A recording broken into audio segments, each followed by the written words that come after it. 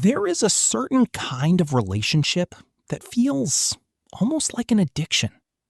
You meet someone, and at first, everything feels perfect. They are attentive, interested, responsive. You feel a rare sense of emotional closeness. For the first time in a long time, it feels like someone truly understands you. And then, something changes. Their messages become shorter. Their replies take longer. Warmth turns into distance.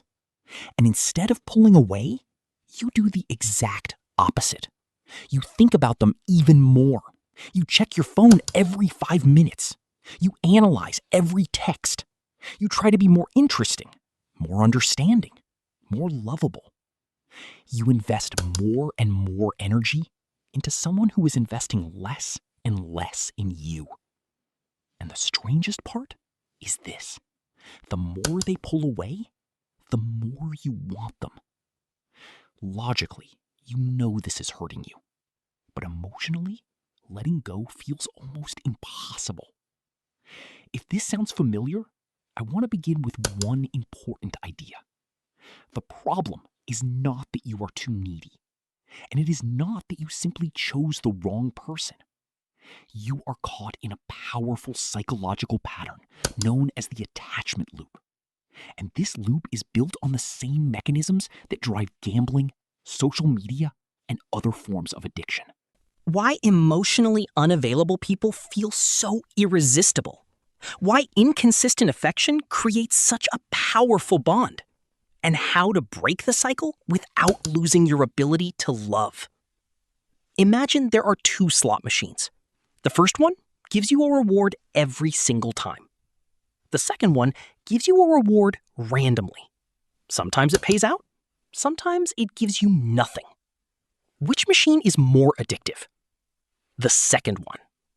Psychologists call this intermittent reinforcement. It is one of the most powerful learning mechanisms in behavioral science. It is the same principle that makes casinos so compelling. Because you never know when the reward will come, you keep playing. Emotionally unavailable people work in exactly the same way. Sometimes they are deeply affectionate. Sometimes they disappear. Sometimes they tell you they miss you. And then they ignore you for 3 days. Your brain becomes obsessed with the next emotional reward. And when it finally arrives, you experience a powerful dopamine surge. Not because the love is stronger, but because it is unpredictable. And unpredictability creates addiction. Why anxious attachment is especially vulnerable. If love was inconsistent in your childhood, your nervous system may have learned one core belief. Love must be earned. Sometimes your caregivers were emotionally available. Sometimes they were distant. Sometimes warm. Sometimes preoccupied. As a child, you could not walk away. So you adapted.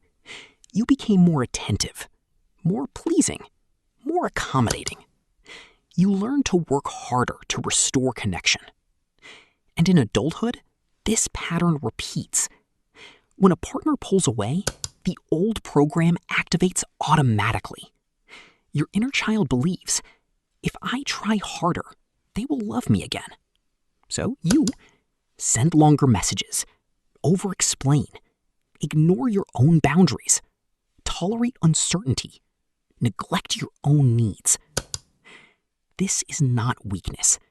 It is a survival strategy that once helped you preserve attachment. Why healthy love can feel boring.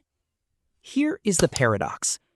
Many people say they want calm, stable relationships, but when they finally meet someone emotionally available, they feel underwhelmed. There is no constant anxiety, no waiting for a text, no emotional roller coaster. And the brain interprets this as a lack of chemistry. But often, it is not a lack of chemistry. It is a lack of chaos.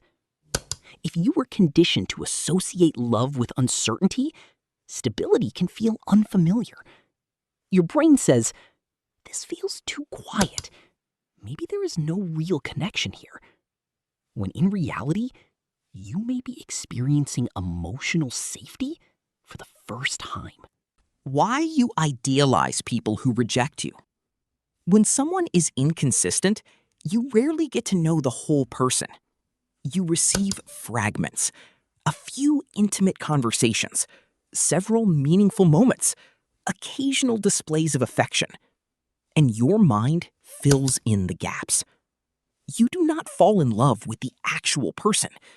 You fall in love with their potential, with the possibility of who they could become, with the fantasy that if you are patient enough, everything will eventually work out. But potential is not a relationship.